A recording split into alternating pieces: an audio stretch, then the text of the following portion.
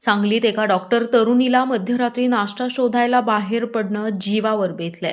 विश्रामबाग येथील पोलीस अधीक्षक कार्यालयासमोरील रेल्वे उड्डाणपुलावर भरधाव मोटारीने मोपेडला धडक दिल्यामुळे डॉक्टर खुशी पवन मुंदडा ही तरुणी जागीच ठार झाली आहे, तर मोपेड चालवणारा डॉक्टर योगेश संतोष लड्डा हा जखमी झालाय.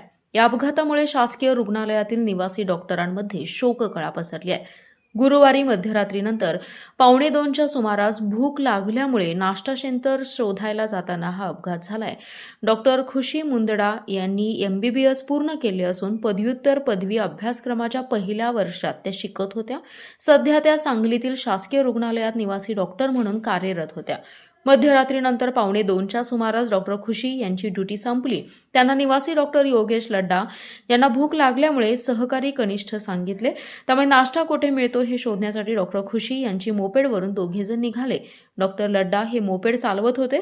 विश्रामबाग चौकापर्यंत त्यांना कुठेही नाश्ता सुरू असल्याचं आढळलं नाही. त्यामुळे चौकातून ते लक्ष्मी मंदिराकडे निघाले.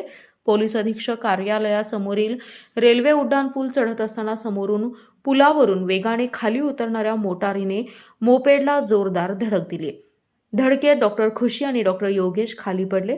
डॉक्टर खुशी यांना कमरेजवळ मोठी जखम होऊन दुखापत झाली. अपघातानंतर घटनास्थळी परिसरातील नागरिक गोळा झाले. धडक देणाऱ्या मोटारीतून डॉक्टर खुशी यांना उपचारासाठी दाखल करण्यात आलं. उपचारासाठी भारतीय हॉस्पिटल येथे उपचारादरम्यान त्यांचा मृत्यू झालाय.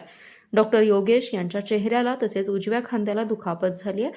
त्यांना उपचारानंतर विश्रामबाग पोलीस ठाण्यात फिर्याद दिली आहे. पोलिसांनी मोटार चालकाविरुद्ध गुन्हा नोंदवला असून चालकाचा शोध सुरू आहे.